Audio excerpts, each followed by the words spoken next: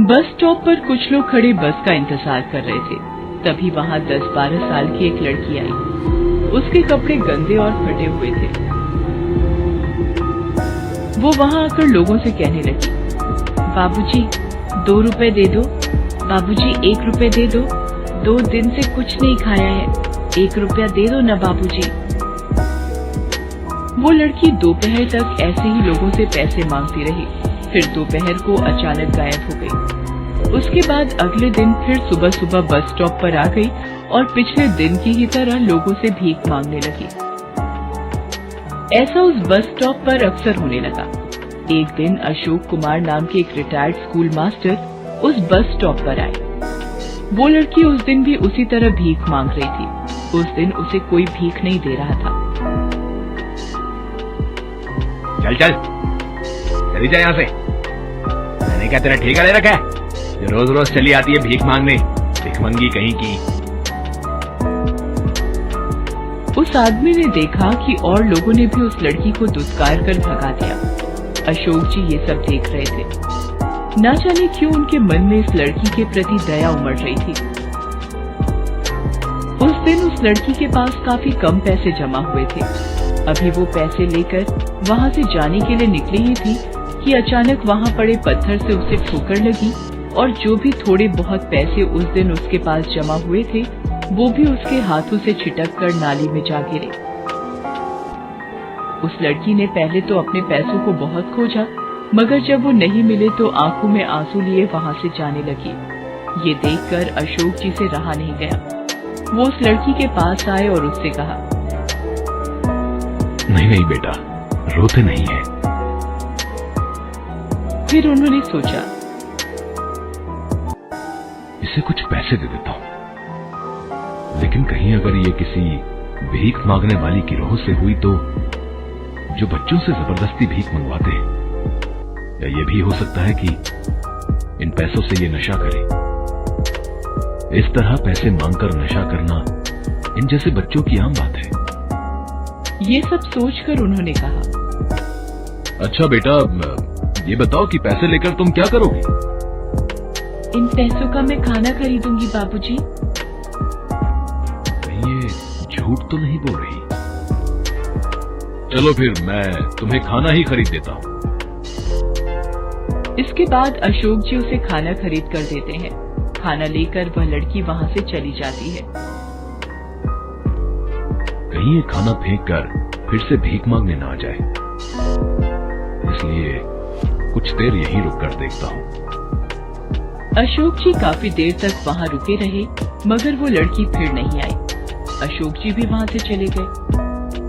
अगले दिन जब अशोक जी फिर से उस बस स्टॉप पर आए तो उन्हें फिर से वही लड़की दिखी जो लोगों से भीख मांग रही थी।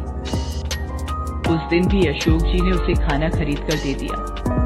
कुछ दिनों तक ऐसा ही चलता रहा।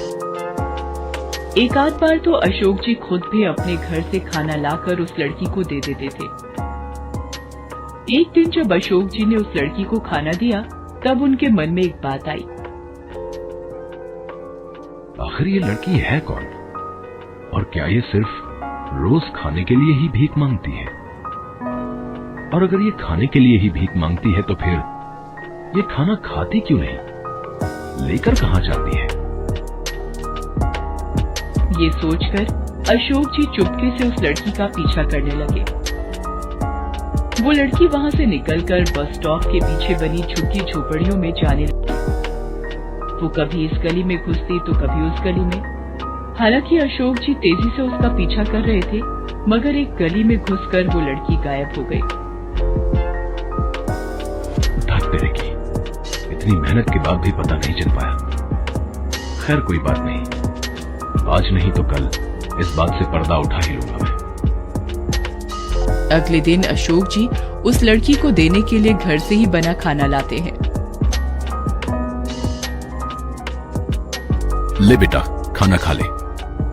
आज तू यहीं बैठकर क्यों नहीं खा लेती? वो बाबूजी, वो मैं खा लूंगी आराम से, आप चिंता मत कीजिए। तो तो फिर यहीं खा ले। देखो अभी खाना गर्म भी है, बाद में ठंडा हो जाएगा तो अच्छा नहीं लगेगा।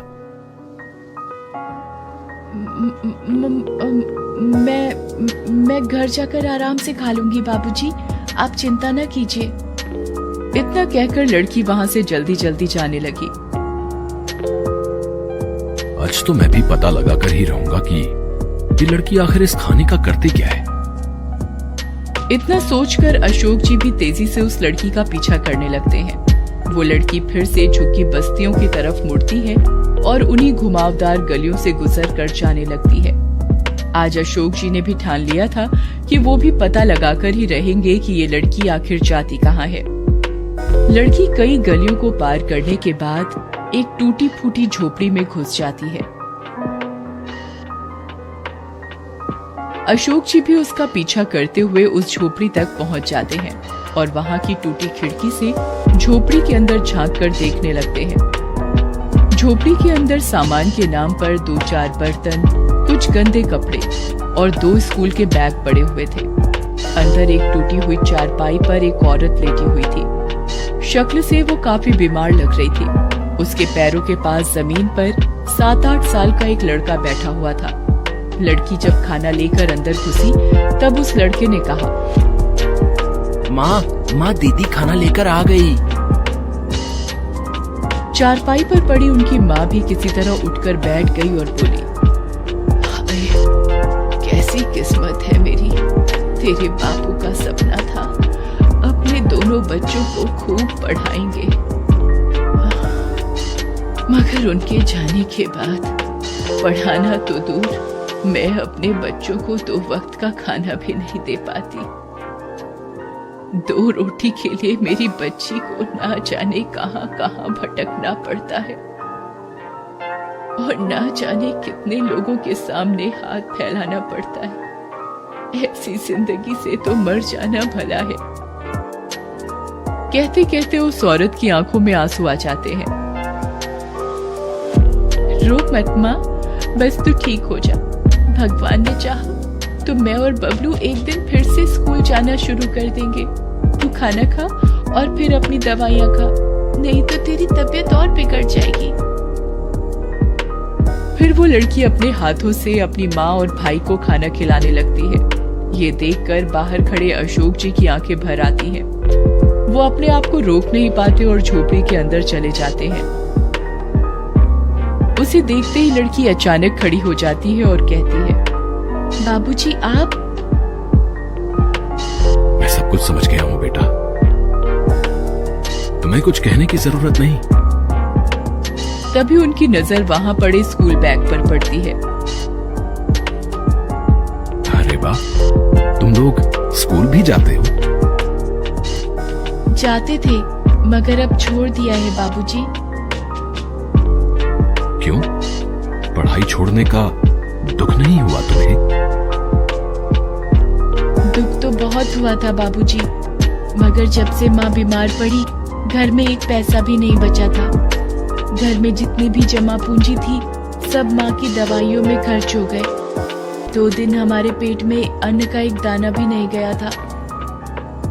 खाली पेट माँ की दवाइयाँ भी असर नहीं कर रही थी। तब मजबूर होकर मुझे काम की तलाश में स्कूल छोड़ना पड़ा, मगर मेरी उम्र देखकर कोई मुझे काम देने को भी तैयार नहीं हुआ।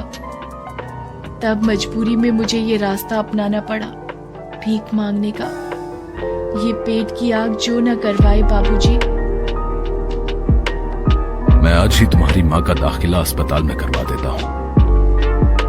देखना, कुछ ही दिनों में वो ठीक हो जाएंगी और फिर तुम और तुम्हारा भाई कल से स्कूल जाएंगे। पैसों की तुम चिंता न करना। अशोक जी की बातें सुनकर उन तीनों के मुरझाए चेहरे पर मुस्कान दौड़ जाती।